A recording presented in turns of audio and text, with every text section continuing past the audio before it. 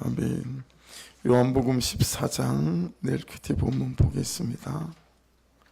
요한복음 14장 25절로 31절입니다.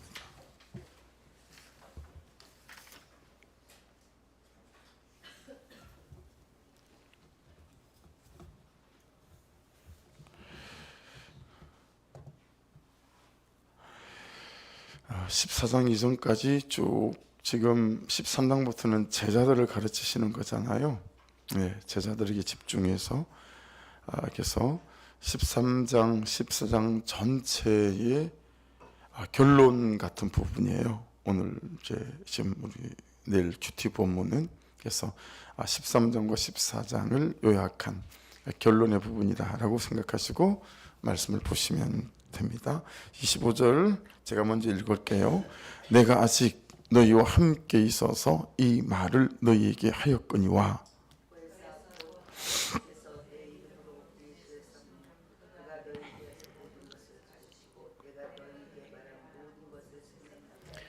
평안을 너희에게 끼치노니 곧 나의 평안을 너희에게 주노라. 내가 너희에게 주는 것은 세상이 주는 것과 같지 아니하니라. 너희는 마음에 근심하지도 말고 두려워하지도 말라.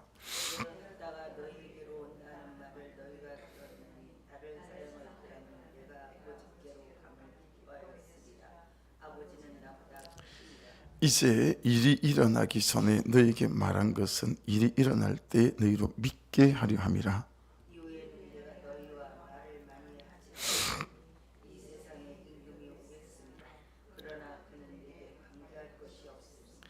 오직 내가 아버지를 사랑하는 것과 아버지께서 명하신 대로 행하는 것을 세상이 알게 하려 함이로라. 일어나라 여기를 떠나자 하시니라. 아멘.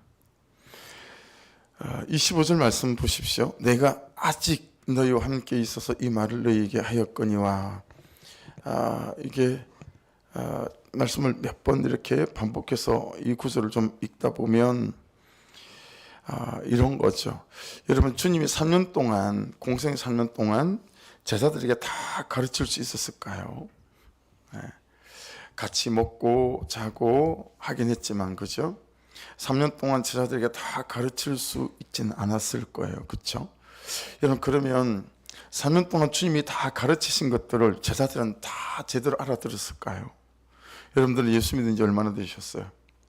여러분 가르침 받는 분량, 설교를 들은 분량, 성경을 읽어온 분량으로 따진다면 여러분들이 제자들보다 많을까요? 적을까요?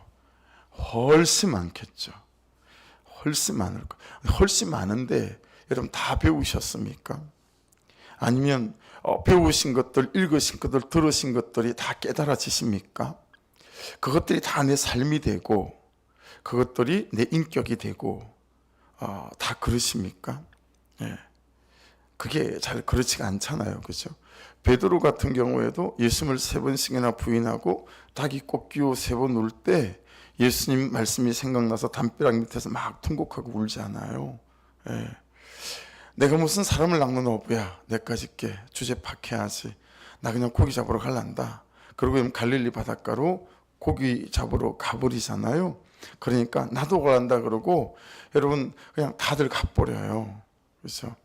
여러분 제자들은 주님께서 가르치신 말씀들을 다 깨닫지도 못했고 제대로 알아듣지도 못했어요. 당연히 그들의 삶으로 녹아나는 말씀, 그 말씀이 삶이 되는 말씀들도 많이 없었겠죠. 그렇죠? 해서 25절은 그런 말씀입니다. 니들이 다 알아듣지는 못하지만 이 말씀을 다 소화시키고 이 말씀이 너희들의 인격이 되고 손과 발에 가는 적용이 되어져서 말씀대로 다 살아내지는 못하지만 아직은 내가 너희들과 함께 있으니까 내가 지금 이 말들을 한다. 잘 못 깨닫겠지만 이 말들을 들어두고 마음에 잘 담아둬라. 이런 거죠.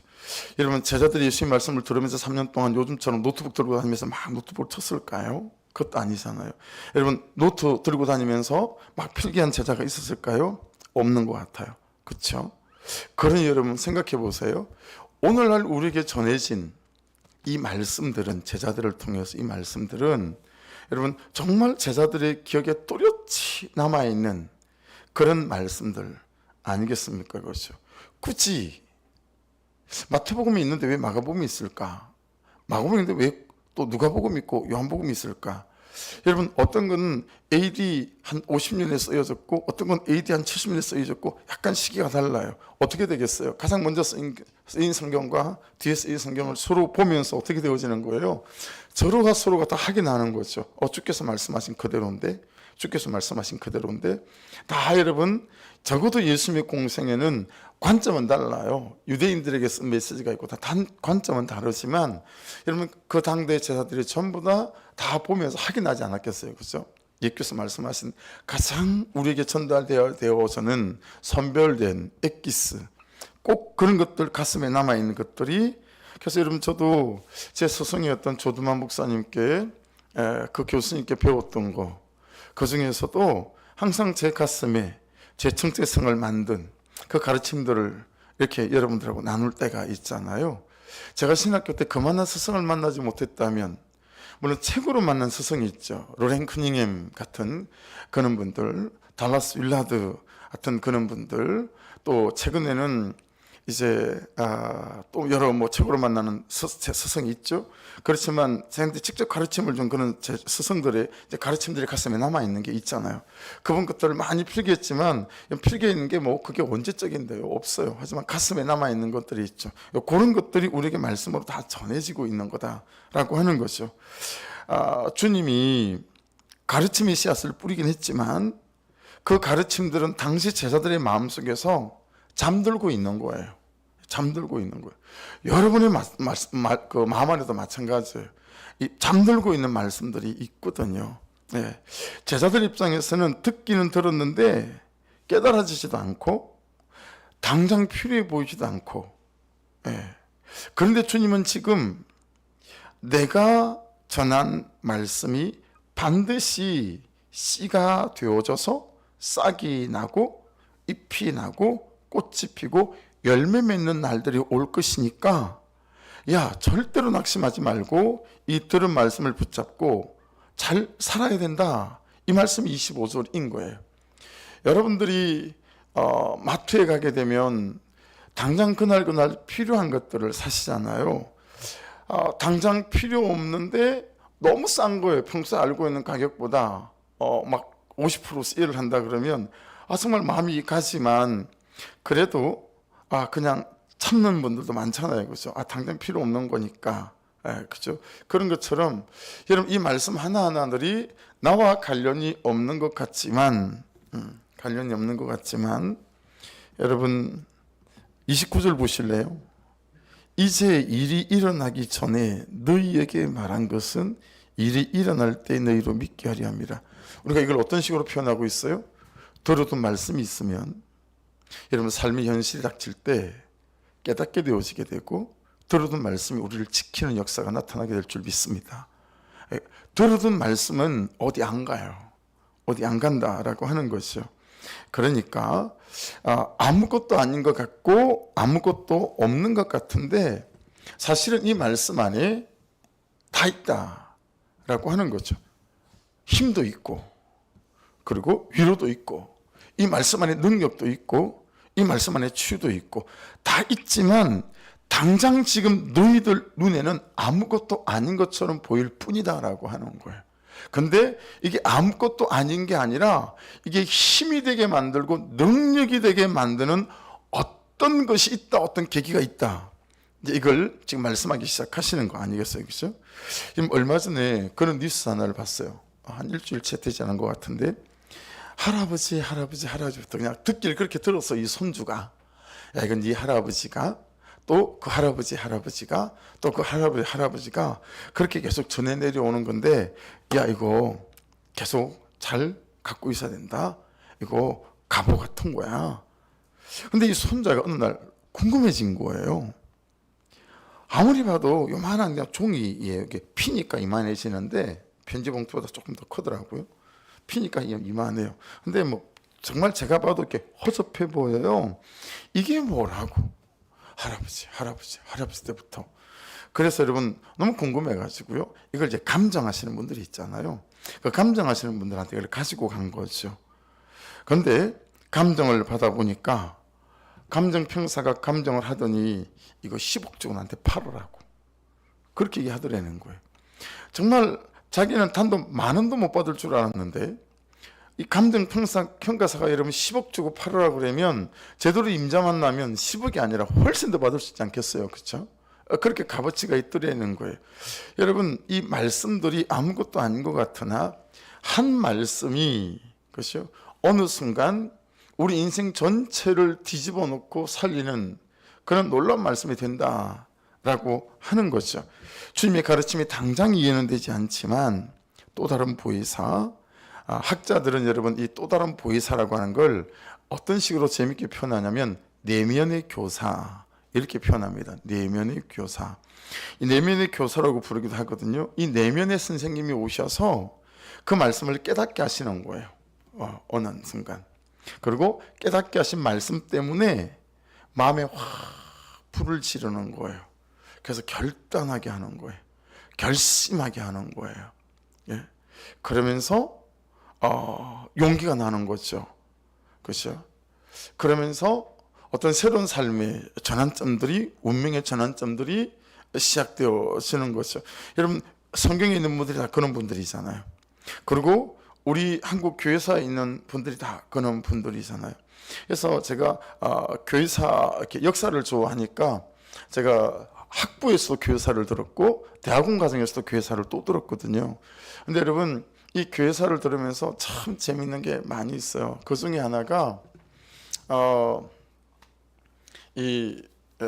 우리나라 최초의 교회 거기에서 장로님 된 분 중에 인간 취급도 받지 못했던 백정 이런 분 있죠. 그런 분이 장로님이 되고 막 이러는데 왕손이 있었어요. 여러분 아세요? 우리 조선이 다 끝난 것 같지만요. 다 끝난 것 같지만 일제치하에 이제 그때로 치면 왕자죠. 이런 분들이 일본으로 잡혀가서 일본 여성하고 결혼을 하거든요. 예, 그러고 난 다음에 나중에 다시 돌아올 테니까 창덕궁에 살게 해달라 거절하는데 박정희 대통령은 나중에 그걸 허용을 해요. 그래서 여러분 우리 고종 황제의 그런 자손들이 우리가 모르는 사이에 여러분 창덕궁에서 꽤 살았어요. 꽤 오래 살았고요. 그리고 매월 그 당시에 800만 원씩 요즘으로 치면 매덕이 되는 거예요. 생활비로. 요즘 지금 매덕씩 되는 그런 생활비를 아주 긴 시간 동안 제공을 해서 살고 그랬어요. 우리는 까맣게 몰랐지만. 그러니까 여러분 그 중에 종으로 하던 사람이 이제 그 왕자의 말 몰고 가는 사람이란 말이에요. 그러니까 이제 왕자가 볼 때 이 말 몰고 가는 이 종이 너무 가소롭게 보이는 거죠. 그래서 야, 너 뭐 예수 믿으면 떡이 나오냐 밥이 나오냐? 뭐가 그렇길래 그렇게 그냥 너는 쉬는 시간마다 저녁마다 교회로 달려가고 새벽마다 교회로 달려가고 도대체 왜 그렇게 사냐? 여러분 그렇게 물어보니까 이 말을 몰고 가던 종이 그렇게 대답을 했다고 하잖아요. 그게 남아 있어요. 문헌에 뭐라고 대답했냐면 그런 거 아니고요. 예수 잘 믿는다고 뭐 그냥 밥이 나오고 떡이 나오고 뭐 논이 나오고 제가 뭐 종의 신분에서 금방 양반이 되고 그런 거 아니지만 제가 예수님을 잘 믿는 이유는 지금 주인 어르신 타고 가는 이 말 잘 몰고 가려고 잘 말 몰고 가는 사람 되려고 내가 예수를 잘 믿습니다. 되게 평범한 말이잖아요. 근데 이게 얼마나 놀라운 말인지 제게는 그 책을 읽으면서 그리스도인 삶이라는 게 어떤 건지에 대한 지평을 이렇게 넓게 해준 이제 그런 에피소드였었습니다. 그러니까 여러분 우리 가운데 성령께서 오시면 우리가 들어뒀던 말씀 하나하나가 그런 거죠. 단지 대학에 가기 위해서 아이들이 공부를 하는 게 아니라 그거하고는 비교할 수 없는 하나님께서 나를 사랑하시고 하나님께서 나를 부르셨다라고 하는 거, 나를 하나님께서 어디에 두셔서 어떻게 쓰실지 모르지만 내가 그곳에서 사람들을 사랑해야지, 내가 그곳에서 사람들을 아껴야지, 내가 그곳에서 내게 주신 재정과 내게 주신 시간들로 정말 사람들을 살리고 세우고 그들을 복되게 하는 내가 그런 인생으로 살아가야지. 여러분 이런 존재적인 부유가 있는 아이들로 자랄 수 있다면 우리가 그 아이들에 대해서 무슨 걱정을 할 수 있겠어요, 그렇죠? 사람을 사랑할 줄 알고 자신의 인생을 사랑할 줄 알고 그리고 시간과 재정들을 아껴가며 하나님의 나라와 영광을 위해서 여러분 이게 진짜 멋진 사람들일 수 있잖아요. 이게 귀한 삶일 수 있잖아요. 그렇죠? 이런 것들을 하게 하시는 것이 들어놓은 말씀에 성령께서 불을 지피시면 이 말씀이 타서 우리 가운데서 우리를 끓이고 그러면서 우리의 인격과 우리의 생각과 감정들을 장악하시고 그렇게 우리를 하나님의 사람으로 세워가신다라고 하는 것이죠. 그러니까 여러분 이 말씀들은 언제 다 깨달아질 수 있을까요? 여러분 이미 다 경험하시지만 나이 먹는다고 말씀이 깨달아집니까? 안 그래요. 그죠? 여러분 교회 오래 다니면 깨달아집니까? 안 그래요. 교회 다니는 연수를 무시할 수는 없는 것 같아요. 목표를 해보니까 언제 예수를 믿었고 그리고 그때부터 얼마나 시간이 지났는지 연수를 참 무시할 수는 없지만 여러분 제가 제주 일방덕에 가봤을 때 고등학교 수학 교사인데 그리고 고등학교 부르 교사인데 뭐 의사인데 그런 분들이 자기 삶을 다 내려놓고 선교사로 파송받겠다고 와서 훈련받는 사람들은 예수 만난 지 1년밖에 안 된 사람, 예수 만난 지 2년밖에 안 된 사람이 수두룩빽빽하게 있었어요. 그러니 신앙의 연수가 문제가 아니에요. 그게 문제가 아니고 이 말씀이 이 안에서 성령으로 말미암아 어떻게 불타올랐는가 이게 너무 중요하다라고 하는 거죠. 그 메시지가 26절에 있어요. 26절을 같이 보겠습니다. 보혜사 곧 아버지께서 내 이름으로 보내실 성령 그가 너희에게 모든 것을 가르치고 내가 너희에게 말한 모든 것을 생각나게 하리라. 자, 또 다른 보혜사 내면의 교사 이 성령께서 하시는 일이 뭐예요? 두 가지. 뭐예요? 모든 것을 가르친대요. 두 번째는 뭐죠? 너에게 말한 모든 것을 생각나게 만든대요. 생각나게 만든대. 여러분 모든 것을 가르치시고 라고 되어져 있잖아요. 모든 것을 가르치시고 그리고 모든 것을 생각나게 하리라. 보혜사 선생님이 첫 번째는 선생님이라는 거죠. 선생님이라는 거죠. 자, 여러분 보세요. 성령의 은사가 있어요. 또 능력도 있어요. 제가 그런 걸 얼마나 많이 경험해 봤겠어요. 근데 제가 성령 은사에 대해서 많이 얘기하지 않잖아요. 그죠? 왜냐하면 성령에 대해서 건강하지 않은 그런 이해와 그런 지식과 그런 경험을 갖고 있는 분들이 너무 많고 그리고 말씀을 따라가는 것보다 여러분 가장 좋은 길이 없기 때문에 그런 것입니다. 그리고 성령의 체험 같은 건 되게 주관적인 것이기 때문에 그냥 깨달은 거, 내가 생각난 거 거기에다가 자꾸 금치를 해요. 금치를 해서 뭐라고 얘기하냐면 하나님이 그런 마음을 주셨대요. 하나님이 그게 내게 말씀하셨대요. 여러분 정말 조심해야 되는 말의 표현입니다. 그냥 내가 깨달았어요 라고 말하는 게 좋습니다. 내가 그렇게 느꼈어요 라고 말하는 게 좋고 내가 그런 마음이 들었어요 라고 말하는 게 훨씬 좋습니다. 물론 하나님께서 말씀하시는 때도 있어요. 그러나 드물다라는 것이죠. 그냥 그 말씀을 깨닫게 됐어요 라고 말하는 게 좋아요. 특히 가르치는 입장에 있는 목자들은 더 그러는 게 좋습니다. 여러분 제가 성경에서 말씀하시는 것과 이건 제가 주관적인 제 경험입니다라고 명백히 밝히고 얘기하잖아요. 그 이유가 뭐겠어요? 주관적인 것 때문에 그래요. 제 깨달은 것과 생각에 자꾸 금치를 하지 않으려고 한단 말이에요. 내 깨달음을 다 성령의 어떤 주신 이런 것으로 하나님의 말씀이고 음성인 것처럼 금치라는 건 되게 조심해야 되거든요. 그래서 이 오늘 말씀을 보게 되면 성령께서 하셔서 한 일은 뭐냐면 은사를 주는 것보다 그분의 본질적인 직업은 뭐냐면 교사 선생님이라는 거예요.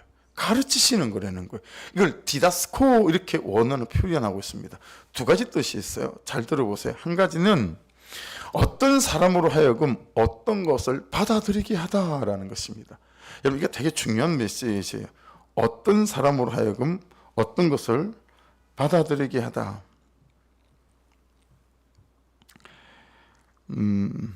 전사님 말라기 4장 6절을 자막 하나만 잡아주세요. 내가 부탁드린다는 게 금방 뒀어. 이건 참 좀 이따가 바로 봐야 될 부분이라 갑자기 생각이 나네요. 말라기 4장 6절 이게 구약 성경의 마지막 구절입니다. 이게 그리고 마태복음 1장 1절도 좀 잡아주세요. 같은 화면에 띄워놔도 괜찮을 것 같아요. 여러분 디다스코가 무슨 뜻이라고요? 어떤 사람으로 하여금 어떤 것을 받아들이게 하다라는 거죠. 학교에서 아이들을 가르치는 것은 아무리 선생님이 탁월해도 어때요? 결국 학생이 안 하면 방법이 없잖아요. 그죠? 그것도 안 외워오고 선생님이 대신 외워가지고 외워진 거 알고 있는 걸 띡하니 전달해서 걔가 알게끔 할 수는 없잖아요. 잘 티칭해야 되겠지만 아이들이 구단을 외우고 알파벳을 외우고 단어를 외워야 되는 거 아니겠어요? 그래야 기지식이 되는 거 아니겠어요? 그렇죠? 근데 보혜사 성령님은 여러분 받아들이게 하신다라는 거예요. 받아들이게 한다. 말씀이 믿어지게 하는 거예요.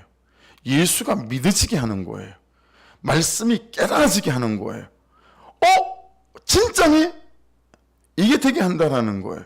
그렇죠? 그래서 갑자기 찬송 하나가 생각이 났어요. 맞다. 이거 우리가 제법 몇 달 전에 자주 부르던 거예요. 맞다라고 하는 거. 박수진이라고 하는 분이 찬양한 거. 그 가사가 이런 가사잖아요. 하나님이 날 참 사랑하시네. 하나님이 날 참 사랑하시네. 하나님이 날 참 사랑하시네. 세월에 묻혀 또 현실에 갇혀 잊고 살다가도 그냥 살다가도 어느 날 문득 생각해 보면 하나님이 날 참 사랑하시네. 맞다. 여러분, 보혜사 성령이 오셔서 하나님이 나를 사랑한다는 게 믿어지는 거예요. 믿어지게 하시는 거예요. 맞아. 하나님이 나를 사랑하시지. 그걸 성령께서 하신다라는 거예요. 어느 날 그 말씀이 탁 깨달아지고 믿어지게 하신다라는 거예요. 여러분, 이 성령은 교사로서 우리에게 이렇게 선생님으로 깨닫게 하시는 이 권세와 능력이 훨씬 더 지대한 많은 분량으로 갖고 계신다라는 사실에 대해서 저와 여러분들이 잘 기억해야 될 줄로 믿습니다. 할렐루야. 가르치시는 분이세요.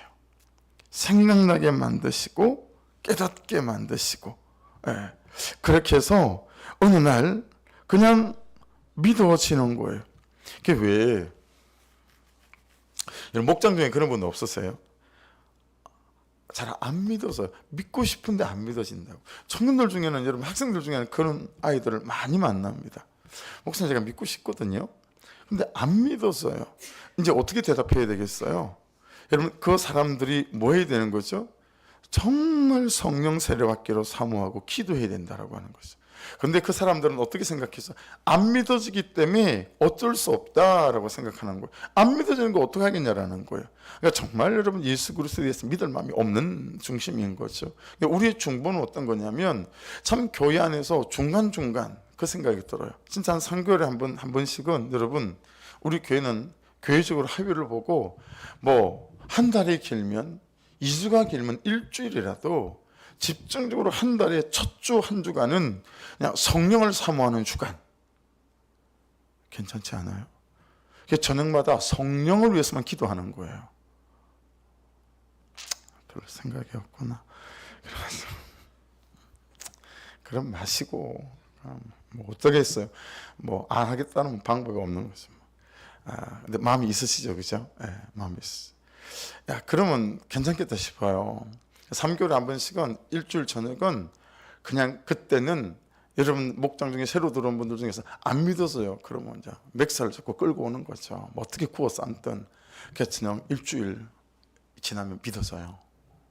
남 믿고 따라와 보세요. 일주일간 여기서 그냥 집에 안 보내는 거죠. 뭐. 성령 세례 안 받으면 안 보내고. 그래 안 되면 뭐 심하게 올라가야죠. 올라가죠. 성령을 구해야 하고 성령의 세례와 성령의 충만을 위해서 기도해야 된다. 여러분 이게 정말 중요한 거예요 지금. 그렇죠? 해서 여러분 가르치시고 디다스코 앞에 뜻이 뭐였다고요?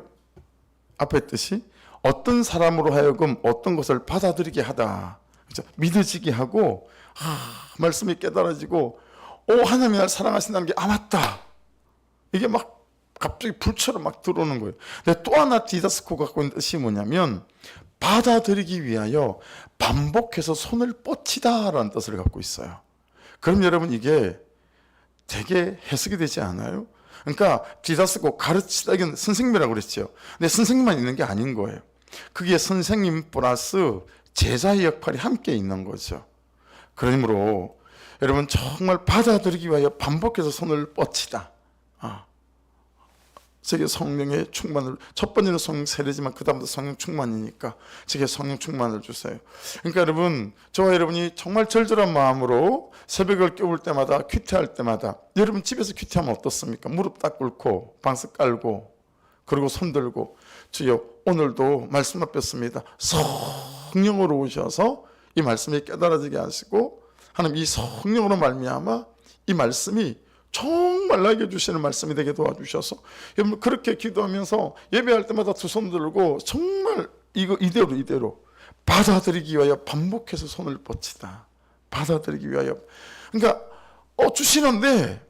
주시는데 내가 받아들일 마음이 없는 거예요. 그렇죠? 받아들이기 반복해서 손을 뻗치다.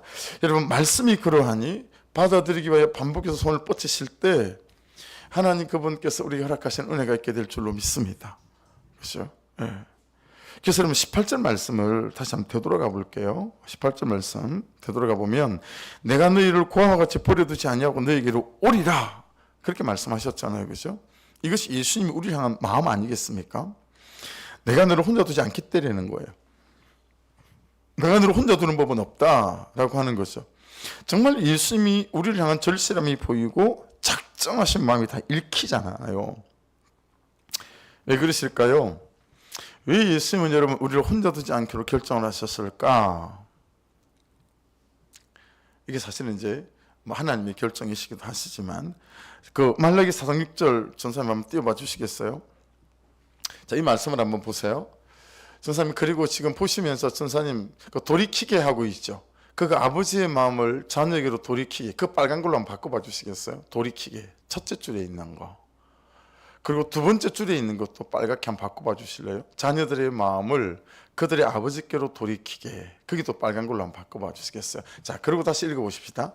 그가 아버지의 마음을 자녀에게로 돌이키게 하고 자녀들의 마음을 그들의 아버지께로 돌이키게 하리라.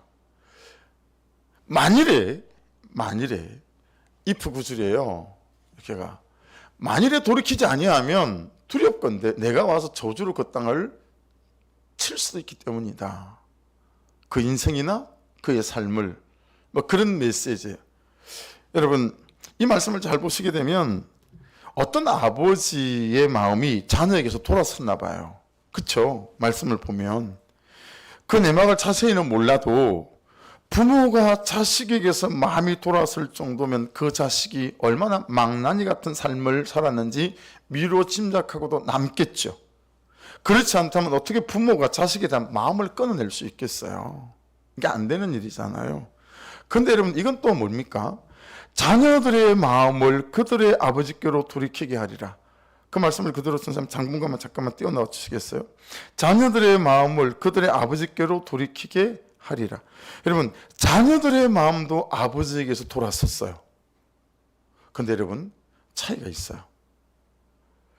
자녀에게서 돌아서야 될 아버지의 마음이 저 위에 있는, 그가 아버지의 마음을 자녀에게로 돌이키게 하고, 저건 여러분 휴브란 단어를 썼어요. 회복하다 이런 거예요. 그러니까 자녀들에 대한 마음을 이 아버지가 회복하는 거죠. 그러니까 휴브란 단어를 원에는 썼어요. 그런데 여러분 이 아버지께서 아버지에게로 돌아서야 될 자녀들의 마음이 있죠. 자녀들의 마음을 그들의 아버지에게로 돌이키게 하리라. 저기의 단어는 뭘 썼냐면 알펜이라는 단어를 썼어요. 이게 뭐냐면 회개하고 라는 뜻이에요. 아버지는 자녀들의 마음을 회복하고 자녀들은 회개해서 아버지께로 돌아가는 거예요. 자, 그럼 여러분 대답이 좀 돼요. 보세요. 아버지로부터 자녀들의 마음이 돌아서게 만든 게 뭘까요? 죄라는 거예요. 이 말라기 4장 6절 위에 쭉 있는 이스라엘 역사들의 죄. 그래서 말라기 4장에는 어떤 말씀이 나오죠? 오지 마라. 차라리 예배를 하지 말아라. 야, 내가 성전문을 걸어 잠그고 싶어. 그래, 그냥 오지 마. 그냥, 야, 이렇게 시장에도 팔지 못하는 한쪽 다리 절고 눈 딱 빠진 이런 양이나 끌고 가서 니 다 먹을 거 다 먹고 팔 거 다 팔고 시장에 나가서 사지도 않는 이런 양 질질 끌고 와가지고 나한테 예배한다고 바치고, 야, 신물 난다 니네들. 그러니 그냥 예배도 하지 말고 그냥 오지도 말고 그냥 니 쪼대로 살아라. 나는 성전문 걸어 잠글란다. 6절 이전에 이런 메시지가 다 있어요. 그리고 6절에서 이 말씀을 하고 있는 거예요. 그러니 아버지는 자녀들에 대한 마음을 회복해야 되고, 그리고 자녀들은 회개하고 아버지께로 돌아서야 되는데, 이렇게 돌아서게 만든 마음이 죄다라고 하는 거예요. 아버지의 자녀를 향한 사랑은 수천 년이었죠. 그러면도 이 자녀들은 아버지의 사랑을 배신하고 거절하는 거예요. 아버지의 마음은 딱 하나였습니다. 어떻게 하면 쟤들이 이 내 사랑을 알까라고 하는 거죠. 어떻게 하면 저들을 죄에서 건져내고 저들을 내 사랑 안에서 살게 할 수 있을까라고 하는 거죠. 그래서 구약 마지막 구절에 이 말씀을 하시는 거예요. 어떻게 저들을 회복시킬 수 있을까? 여러분, 이게 구약 성경을 세어보게 되면 단어 수록에 새겨보게 되면 이게 100만 6,953자 중에 마지막 말씀이에요. 여기서 이 아버지의 마음을 자녀에게로 돌이키게 하고 자녀들의 마음을 그들의 아버지로 돌이키게 할 그가 누굴까요? 마태복음 1장 1절에서 그가 누군지를 말씀하셨어요. 구약 성경이 끝이 났잖아요. 400년간 하나님이 어떤 선지자도 말씀도 안 보내거든요. 그리고 마태복음이 딱 시작되는데 마태복음 1장 1절이 이렇습니다. 한번 보시겠습니다. 마태복음 1장 1절, 아브라함과 다윗의 자손 예수 그리스도의 계보라. 그가 예수 그리스도라는 거예요. 그가 예수 그리스도다. 그렇게 말씀하고 있는 것입니다.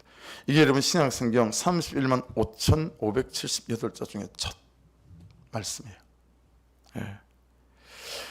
여러분, 그렇게 회복시키고 회개케 하고 예수 그리스도다. 그래서 어떻게 표현하죠? 하나님과 우리를 화목하게 하신 중보자, 그게 예수 그리스도잖아요. 사람의 세월로 400년의 이 시간을 그래서 뭐라고 표현한다고요? 성경학자들이 하나님께서 갈등하고 고민하신 시간이다. 어떻게 하면 저 아이들이 이렇게 아버지인 내가 자녀인 저들을 사랑하는 줄 알게 할 수 있을까? 어떻게 저들을 죄에서 건져내어줘서 다시 내 사랑 안에서 살아갈 수 있게 만들 수 있을까? 그 하나님의 결론이, 여러분 총체적인 결론이 요한복음 3장 10절 아니겠어요?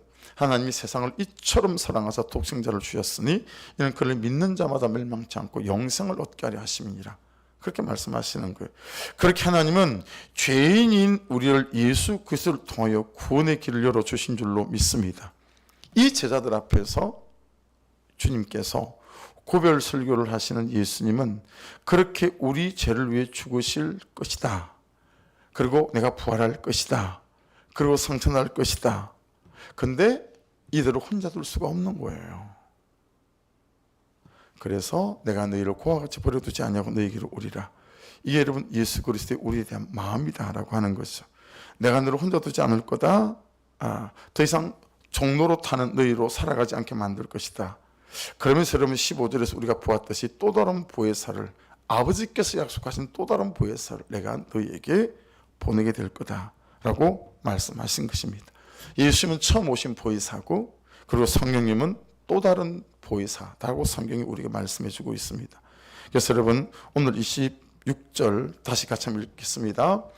보혜사 곧 아버지께서 내 이름으로 보내실 성령, 그가 너에게 모든 것을 가르치고 내가 너에게 말한 모든 것을 생각나게 하리라.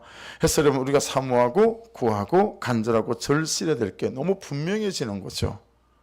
여러분 저를 보시겠어요? 하나님과 나와의 관계에서 제대로 되어지지 않는 거, 말씀대로 살고 싶은 간절함이 있으나 이렇게 살아야 된다는 건 알고 있으나 이렇게 살아야 된다는 것들이 내 삶으로 구현되지 않고, 마음은 없는 게 아니지만 그 마음이 결심되지 않고 마음이 막 결단되지 않고 그냥 해야 되는데 알긴 알겠는데 또 그냥 어제처럼 오늘도 비슷하게 그냥 그러면서 겨우 어떻게 이렇게 표현해서 죄송해요 큐티하는 흉내만 내고 그러면서 또 하루를 넘어가며 그렇게 한 달이 되고 두 달이 되어지는 어떤 때 그냥 좀 정신 차리고 생각하면 야 정말 내가 생각해도 내가 답이 없다 막 이런 생각이 들면서 거기에 대한 이제 막 좌절감이 생기잖아요. 그렇죠? 그래서 여러분 이 말씀들을 예수께서 부활하시고 성천하시면서 다시 말씀하시죠. 그래서 여러분 예수께서 성천하시고 난 다음에 제자들이 하는 건 딱 한 가지였었습니다. 그렇죠? 아무것도 하지 않습니다. 그들이 하는 건 딱 한 가지였었습니다. 누가복음 24장 49절 볼지어다 내가 내 아버지께서 약속하신 것을 너에게 보내리니 너희는 위로부터 능력으로 입혀질 때까지 이 성에 머물라 하시니라. 예. 능력으로 입혀질 때까지 이 성에 머물러라 그렇게 말씀하시는 거죠.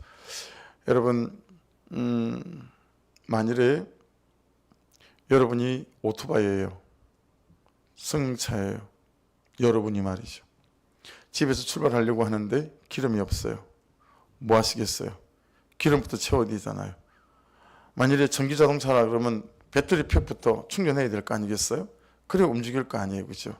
여러분 그것처럼 만일에 우리가 성령의 기름이 없다면, 성령의 기름이 없는 채로 하루를 살아간다면, 성령의 기름이 없는 채로 그를 만난다면, 성령의 기름이 없는 채로 그 문제 앞에 선다면 되겠어요? 그죠? 이게 되어질 일이 아니잖아요. 그러니 여러분 참 무엇부터 그리고 어디에부터 시선과 마음을 드리고 성령님 이 문제 가운데 나아가요, 그리고 이 사람을 만나러 가요, 도와주십시오 라고 내 안에 이미 오셔서 계시는 성령 그분에게 우리의 중심을 맡기고 그리고 이 문제 나아가는 것하고는 차원이 다르지 않겠어요? 누가복음 24장 53절입니다. 그래서 그 말씀을 듣고 늘 성전에서 하나님을 찬송하니라. 사도행전 1장 4절 누가복음하고 사도행전은 원래 붙어있는 성경이에요. 이렇게 저자가 같아요. 그걸 이제 성경을 이렇게 정리하면서 쪼갠 거예요. 누가복음 사도행전 1장 4절 사도와 함께 모이사 그들에게 품바에 이르시되 예루살렘을 떠나지 말고 내게서 들은 바 아버지께서 약속하신 것을 기다리라. 사도행전 1장 8절 오직 성령이 너에게 임하시면 너희가 권능을 받고 예루살렘과 온 유대와 사마리아 땅까지 이르러 내 정의 되리라 하시니라. 사도행전 1장 14절 여자들과 예수의 어머니 마리아와 예수의 아우들과 더불어 마음을 같이 오로지 기도에 힘쓰더라. 여러분 오늘 큐티 말씀 제목 유튜브에서 혹시 보셨어요? 사랑에 달렸다. 길게 하기가 뭐해서 그리고 믿음에 달렸다 이렇게 했죠. 근데 사실은 연결시키면 사랑에 달렸다. 근데 그 사랑은 믿음에 달렸다 이렇게 되어지죠. 그럼 오늘 말씀까지 붙여볼게요. 사랑에 달려 있어요, 모든 게. 근데 그 사랑은 믿음에 달려 있는 거예요. 근데 그 믿음은 성령에 달려 있는 거예요. 역순으로 가면 그 성령께서 내게 믿음을 주시고 그러면 그 믿음을 통하여 내가 그를 사랑할 수 있게 되어지는 거죠. 하나님께 하실 줄 믿고 오늘을 사랑하며 살아갈 수 있게 되어지는 거죠. 그렇죠? 사랑에 달렸어요. 근데 그 사랑은 믿음에 달렸습니다. 근데 그 믿음은 성령에 달렸어요. 그래서 우리에게 이 보혜사 성령을 꼭 사모하고 아무것도 하지 말고 보혜사 성령으로 능력으로 덧입힐 때까지 기다리라 라고 말씀하시는 거죠. 그래 여러분 집을 나서는데 하루를 시작하는데 그렇지 않아요? 여기가 100도로 펄펄 끓을 수도 있고 그렇죠? 또는 여러분 한 70도 정도 돼서 괜찮은 정도일 수도 있겠죠. 그렇죠? 여러분 커피 하나를 믹스 커피를 다 먹어도 물을 끓여서 끓여 먹는 거랑 그냥 온수기에서 앞사람이 여러분 한 2잔 빼먹고 난 다음에 3번째 정도 딱 다 먹으면 제일 좋은데 첫 번째 태하면 물이 미지근해가지고요 영 별로예요. 믹스 커피가 그렇잖아요. 근데 아침에 하루 일을 시작하는데 내가 미지근한 거예요. 10도도 안 돼. 10도도 겨우 찬물은 미안했어요. 여러분 그런 마음의 중심, 그런 마음의 온도로 하루를 시작하고 일을 대하고 사람을 대한다라는 게 이게 참 문제가 있는 부분일 수 있지 않겠어요, 그렇죠? 그래서 정말 다시 말씀을 이어볼게요. 사랑에 달렸어요. 여러분의 아들은 여러분의 사랑에 달렸어요. 여러분의 남편은 여러분의 사랑에 달렸고, 여러분의 가정도 여러분의 사랑에 달렸어요. 아멘이시죠? 아멘이시죠? 네. 그 사랑은 뭐에 달렸다고요? 믿음에 달렸어요. 그 믿음은 뭐에 달렸다고요? 성령에 달렸어요. 그럼 그 뒤에 뭘 붙여야 돼요? 대답이 안 나오면 오늘 진행 안 할 거예요, 설교를. 지금 다 설명했는데. 그 성령 다음에는 뭐에 달렸다라고 얘기를 해야 되죠?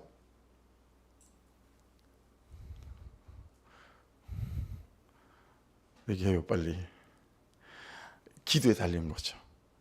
그렇죠? 왜냐하면 능력으로 덮여질 때가 이승에 머물러라. 그 말은 기도해라. 이 말인 거잖아요. 여러분, 저와 여러분 안에 참 하루를 살아갈 수 있는 기도의 분량이 있기를 주의 이름으로 축복합니다. 그래서 이 기도로 나를 성령으로 데피는 거죠. 성령으로 내 심령과 감정을 뜨겁게 하는 거죠. 그래서 또 부대끼고 또 모질이 같은 나, 모자란 나, 식어지면 또 원래로 돌아갈 거예요. 그렇죠? 그렇긴 하지만 그 부족하고 모자라니까, 영 못됐으니까 또 기도해서 성령의 능력으로 덧입혀서 또 주의 그분의 은혜로 또 가슴이 데펴지면 또 그 데펴진 가슴으로 그 사람을 대하고 그 문제를 대하고, 이 삶이 우리에게서 반복되어지고 연속되어진다면 이게 여러분 참 부족한 나를, 부족한 내가 데리고 살아야 되는 내 인생에 그럴 때쯤 돼야 답이 있지 않겠어요? 근데 이 데펴지지 않은 가슴으로 이 부족한 내가, 부족한 나를 데리고 살려고 하니 너무 버겁고 힘이 들고 맨날 인생이 꼬이는 거죠. 화낼 일밖에 없고 갈등하고 싸울 일밖에 없고. 그러니 여러분 항상 이 가슴이 성령으로 데펴지시고 내 성격과 성품과 태도들이 성령으로 데펴지셔서 뜨끈뜨끈한 상태에서 여러분 말을 할 수 있고 뜨끈뜨끈한 상태에서 하루를 시작하고 살아갈 수 있는 은혜가 저와 여러분의 것이 될 수 있기를 주의 이름으로 축복합니다. 그리고 27절을 보면 싹 이해가 되어서요. 27절을 같이 읽겠습니다. 시작. 평안을 너희에게 끼치노니 곧 나의 평안을 너희에게 주노라. 내가 너희에게 주는 것은 세상이 주는 것 같이 아니하니라. 너희는 마음에 근심하지도 말고 두려워하지도 말라. 할렐루야. 이 27절이 결론입니다. 첫 번째 결론. 제자의 삶, 니들 힘든 것처럼 생각하는데 한번 물어보자. 내가 니들하고 3년 동안 있으면서 니들이 보기에 불안했니, 평안했니? 니들이 보기에 맨날 뭐가 없어가지고 허덕허덕 돈이 없어요. 전 사랑이 없어요. 사랑받고 싶어요. 맨날 내가 이러고 살디, 아니면 내가 평안하고 세상 다 가진 사람처럼 그렇게 살디. 제자들이 어떻게 대답했겠어요? 당신은 항상 평안했습니다. 당신은 항상 부자였습니다. 당신은 항상 넉넉했습니다. 당신은 항상 모든 것을 다 가진 사람. 그래서 항상 궁금했습니다. 저분에게 무슨 비밀이 있을까? 그렇게 제자들이 대답하지 않았겠어요?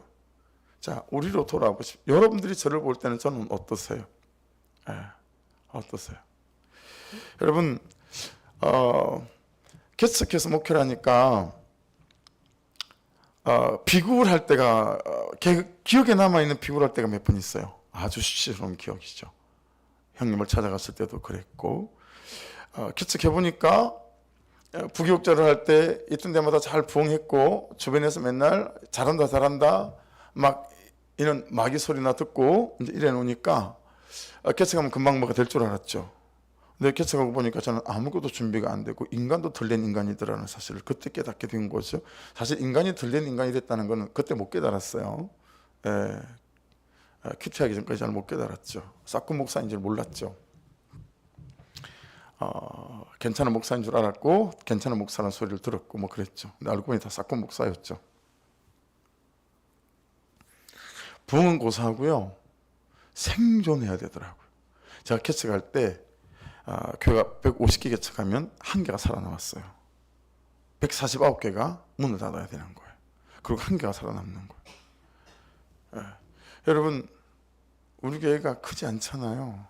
그렇죠? 근데 전국 우리 선결교단 중에서 제일 큰 지방회가 저희 지방이에요. 서울서 지방이 110개거든요. 다른 데는 30개 이래요. 지방회가 40개. 그런데 뭐 3배, 4배가 되는 거잖아요. 예. 근데 한국교회가 여러분 100명이 안 되는 교회가 80%거든요. 100명 넘는 교회가 20%밖에 되지 않아요. 100개가 있으면 20개만 100명이 넘고 나머지 80개는 전부 다 100명이 안 돼요. 우리 교단은 그것보다 더해요. 그러니 여러분, 최근 10년, 20년에 개척해서 교회를 짓거나 교회 건물을 가지고 있는 교회는 손에 꼽을 정도예요. 그렇죠? 근데 여러분이 보시기에 어떠냐고요, 제가. 여러분, 제가 넉넉해 보일 때가 많았습니까?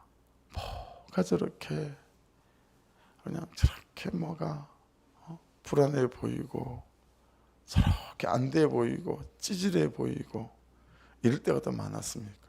저는 제가 봐도 찌질해 보일 때가 훨씬 더 많았던 것 같아요. 우리 예수님처럼 모든 걸 다 가진 것처럼 아쉬운 게 없어요, 이분이. 예. 그럼 여러분 얘기해 보십시다. 여러분은 어떠세요? 여러분은 이 놀란 복음을 알고 예수를 믿고 살아가시는데 어떠세요? 여러분은 넉넉하세요? 평안하세요? 다 있는 것처럼 하세요? 맨날 그냥 원망과 불평과 그냥 없는 것에 안 되는 것에 그냥 그러진 않으세요? 어떠세요? 지금 주님이 평안을 너에게 끼치노니 이게 결론이라고요. 곧 나의 평안을 너에게 주노라. 내가 너에게 주는 것은 세상이 주는 것과 같지 아니하니라. 여러분, 이게 무슨 뜻이에요? 세상은 있고 없고가 나의 평안을 결정을 한다는 거예요. 근데 내가 주는 평안은 있고 없고 되고 안 되고 그것과 관계없이 내가 주는 평안은 평안할 수 있다라는 거예요. 할렐루야. 왜요?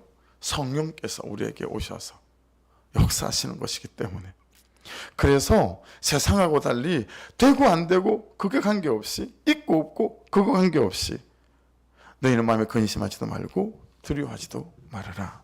그렇게 말씀하고 있다라고 하는 거예요. 그러니 사랑하는 여러분,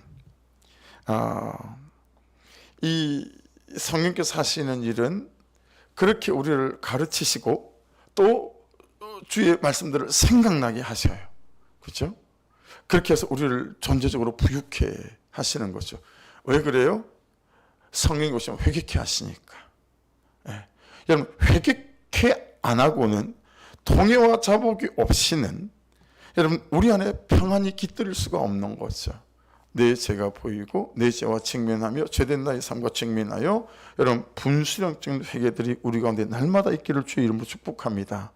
그때 우리에게 세상이 주는 평안 말고 주님이 주시는 이 평안이, 그래서 여러분 사람들이 점점 내가 궁금한 거예요.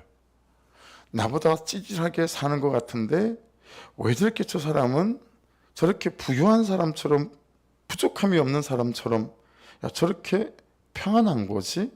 저 얼굴에 저 여유는 도대체 뭐야? 저 말의 여유는 뭐지? 저러면 안 되는 거 아닌가? 막 없다고 막 아쉬운 소리하고 막 그래야 되는데 어디서로부터 저런 것들이 이런 거야. 예. 여러분 우리 한계가 있는 우리이니까 온전히 그럴 수는 없겠지만 여러분 지금 제가 드리는 이 말씀들은 여러분 한 번은 언젠가는 경험해 보신 것이고 그 이후에는 계속 경험할 일들인 줄로 믿습니다. 할렐루야. 여러분 이 성령께서 우리에게 하시는 일이 그런 일이라는 거예요. 그래서 12장 26절에 이 말씀을 나눴었어요. 사람이 나를 섬기려면 나를 따르라. 나 있는 곳에 나를 섬기는 자도 거기 있으리니 사람이 나를 섬기면 내 아버지께서 그를 귀에 계시리라. 제가 지금 요한복음 10장부터 다시 큐티해 오면서 제가 다시 보석같이 만난 말씀이 이 26절 말씀이었어요. 사람이 나를 섬기면 내 아버지께서 그를 귀히 여기시리라. 이 귀히 여기신다는 게 무슨 뜻일까 묵상하면서 깨닫게 된 거죠.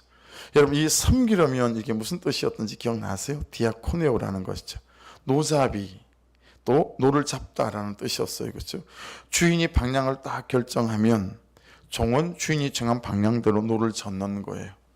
여러분 그냥 그를 사랑하라 라고 그분께서 방향을 정하셨으면 노를 잡고 저와 여러분이 사랑할 수 있는 방향으로 노를 저을 수 있기를 주의 이름으로 축복합니다. 그게 헌신되라 충성되라 그러면 여러분 그게 주인의 방향이고 뜻이니 그게 맞춰서 노를 그냥 젓는 거죠. 노를 져가는 거예요. 이게 예수님을 따르는 것이고 말씀을 따라가는 삶이고 그렇다라는 것이죠. 이때 우리에게 주어지는 게 두 가지 있다고 그랬어요. 그렇죠? 하나는 나 있는 곳에 나를 섬기는 자도 거기 있으리니 이게 무슨 뜻이었어요? 시간적 공간적 의미 천국이 주어진다라는 것이었어요. 아픔이 있어요. 여전히 고난도 있어요. 여전히 실패가 있어요. 그런데 그 실패와 고난과 좌절의 공간 속에서도 놀라운 거예요.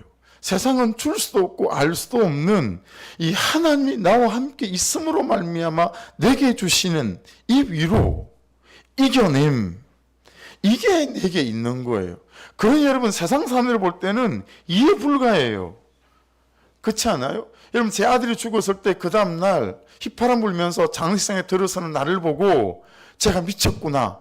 그게 정상적인 반응 아니겠어요? 여러분 내가 이해가 됐겠어요? 제가 이해가 됐겠냐고요. 아무도 이해가 안 됐을 거예요. 누가 저를 이해를 했겠어요? 그렇죠? 뭔가 있긴 있는 것 같은데 이해는 안 되는 거죠. 그럴 수 있는 상황이 아니니까.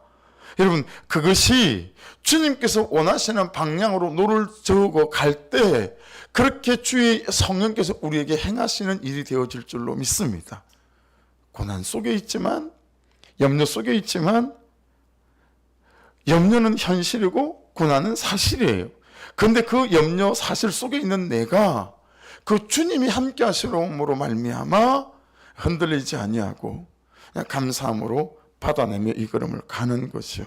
그렇죠? 또 하나는 뭐였어요? 사람이 나를 섬기면 내 아버지께서 그를 귀히 여기시리라. 주인이 방향을 결정했어요.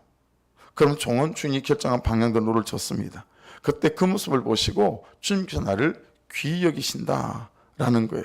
이건 여러분 뭐라 그랬죠? 인격적인 영광을 말한다 그랬습니다. 세상이 다 부러워하는 존재적 부자가 되는 거예요. 이 가슴 안에 내가 존재적으로 여러분 모든 것은 being, 존재에서 나와요. 여기서 나오는 거예요. 그죠? 여기서 나와요. 그를 사랑하는 마음도 그를 미워하는 마음도 이 현실 가운데서 무너지지 않고 뭐이까지 쯤이야. 그런 마음도 여기서 나와요. 근데 그냥 요만한 사건인데 난 이제 죽었어. 난 이제 어떤 소망, 그것도 여기서 나와요. 다 being, 이 존재에서 나와요. 여기서 나오는 거예요. 근데 그분께서 방향을 정하시고 말씀해 주시는 방향으로 여러분 성령 은사와 능력을 덧입어 여러분 그분이 가르치시는 대로 내가 노를 져가게 될 때 존재적 부자가 되는 거예요. 이게 풍 선한 거예요. 그렇죠? 아무것도 없는데 모든 것을 다 가진 사람처럼 여유가 있는 존재적 부자. 여러분 이 존재적 부자에서 나오는 게 뭐였어요? 존재적으로 그를 사랑할 수 있는 힘, 존재적으로 이 현실을 받아낼 수 있는 힘, 존재적으로 보듬 안을 수 있는 힘. 여전히 내게 못마땅해요, 내 자신이. 근데도 내가 못마땅하지만 내가 나에게 기대를 거는 게 아니라 나에게 역사하실 하나님에게 기대를 걸기 때문에 그분께서 나에게 행하실 그 기대 때문에 그냥 내가 나를 받아내며 또 이 걸음을 걸어가는 거죠. 이게 여러분 신비로운 경험 아닙니까? 이게 진짜 기적 같은 일들 아닙니까? 그렇죠? 그를 바꾸는 세상에 둘도 없는 힘은 그가 나에게서 받는 그를 향한 나의 존재적 사랑이다. 내 이 부족해 보이는 현실을 뒤집어 엎어서 정말 감격이 있는 삶의 현장으로 바꿀 수 있는 것도 그렇죠? 그분께서 주신 존재적 부유함으로 내가 이 현실과 함께 살아가는 걸음 속에 있게 될 때 내가 또 그렇게 되어지는 거겠죠. 그래서 여러분, 저와 여러분에게 이 보혜사 성령을 사모하는 일이 매일 아침 눈 뜰 때마다 성령 하나님, 오늘도 나와 함께 하소서. 이 시간 말씀 앞에 섭니다. 말씀이 깨달아지고 들리게 도와주십시오. 여러분 그 기도와 간구로 말씀 앞에 서고, 그리고 내 안에 채워진 데펴진 그런 뜨거운 마음으로 여러분 눈을 딱 떠서, 그리고 그를 보고 현실을 보며 이 하루를 숨쉬기 시작하게 될 때, 저와 여러분의 인생 속에는 하나님 그분께서 일하시는 것 외에는 달리 다른 그 어떤 것도 뭐 절망으로 또는 낙심으로 그렇게 대할 수 있는 것들이 없게 되어지는 그런 은혜가 있게 될 줄로 믿습니다. 그래서 27절 평안은 너에게 주노라, 이 말씀이 결국은 앞에 주신 이 보혜사 성령으로 말미암아 존재적으로 우리에게 부어질 은혜임을 기억하셔서 날마다 여러분 이 주님께서 허락해 주신 이 평안이 저와 여러분의 삶을 온전히 지배하고 주장하는 그런 은혜가 있기를 주의 이름으로 축복합니다.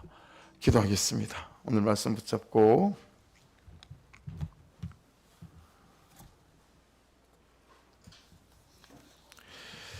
찬양 한 드릴까요? 아무것도 두려워 말라.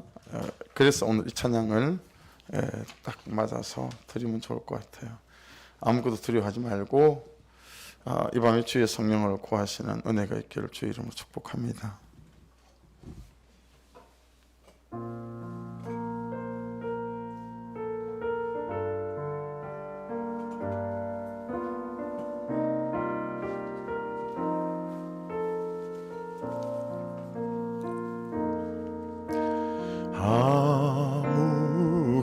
아무것도 두려워 말라. 주 나의 하나님이 지켜주시네. 놀라지 마라, 겁내지 마라. 주님 나를 지켜주시네.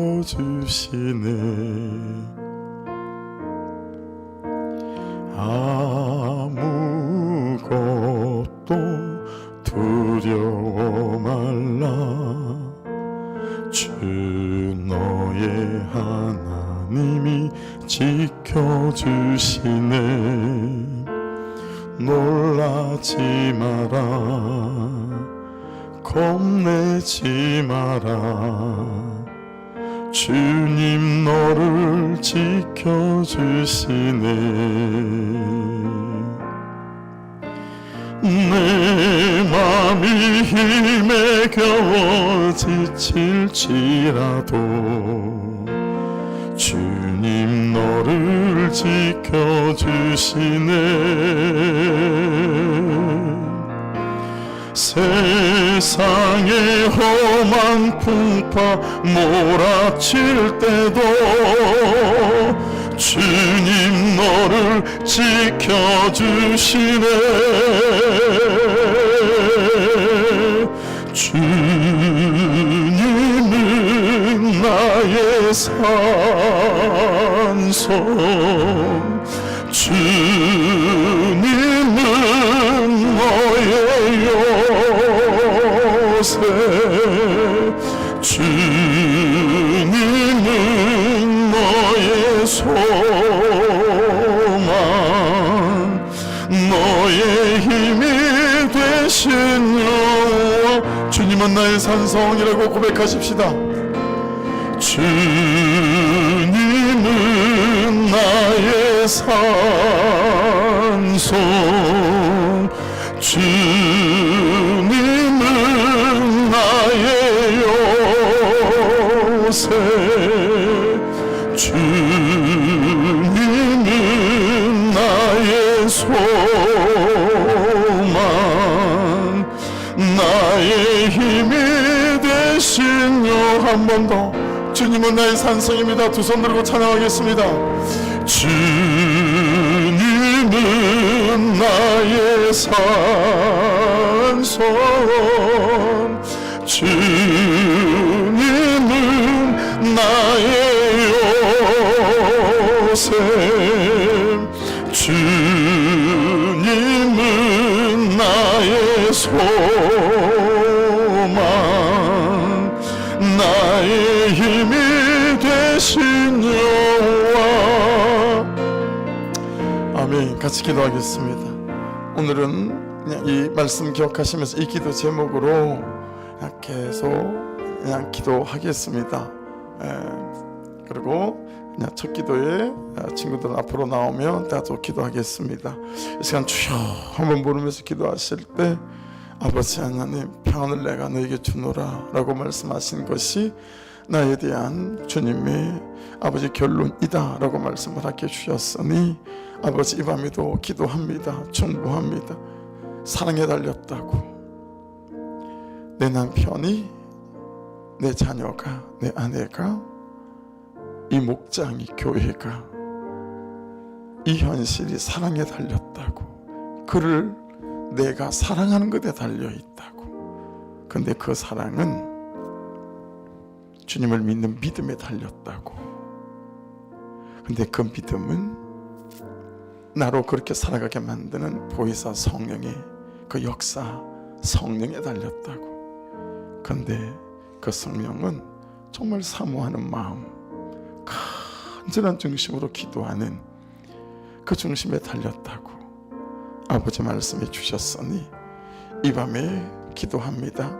성령으로 내 심령이 존재적 부유함 존재적 부자가 되게 하여 주셔서 내 눈이 바라보는 것이 달라지고 내 생각이 생각하는 것이 달라지고 마음에 품는 것이 달라지게 하여 주셔서 아버지 오늘 이 기도를 끝나고 눈을 번쩍 떴을 때는 보는 것이 달라지게 도와주셔서 사랑하는 자로 아버지 정말 사랑하는 자로 살아갈 수 있도록 역사하시고 기름 부으시고 인도하여 주옵소서. 아버지 이 봄이 지나가기 전에 우리 교회가 이전의 문제가 매듭되어질 수 있도록 아버지 역사하시고 기름 부어 주시옵소서. 부활주의를 고난주간을 앞에 놓고 있습니다. 예수의 고난이 나의 고난이 되어지고 예수의 죽음이 다시 나의 죽음이 되어지고 아버지 예수께서 십자가 매달리시니 나 또한 매달려 아버지 함께 죽어지는 역사가 있게 하여 주셔서 예수의 부활이 내 부활되어지는 이 은혜를 누리고 감격하며 살아갈 수 있도록 역사하여 주시옵소서. 한 영혼을 살려내는 부활주를 되게 도와주시고 아버지 간절함으로 절박함으로 나아갈 수 있도록 인도해달라고 우리 주여 한번 부르고 같이 간절함으로 이 밤에 살아계신 하나님 앞에 우리 예수 이름으로 주여 성령의 세례와 성령의 충만으로 주여 이 가슴을 덮여 주시옵소서. 우리 주여 한번 머리만 같이 기도드리겠습니다.